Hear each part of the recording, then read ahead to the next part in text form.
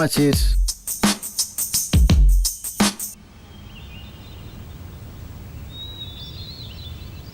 అరే ఫోటో ఎవరు?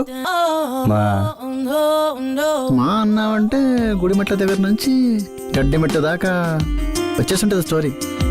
చిల్లిపి నా గెస్ కరెక్ట్ అయితే ఇప్పటిదాకా నువ్వు అమ్మాయిని ఎంత ప్రేమిస్తున్నావు అమ్మాయి కూడా చెప్పుండవు కదా. మనమంతా ఒకటే కొట్టి పక్షులను రా.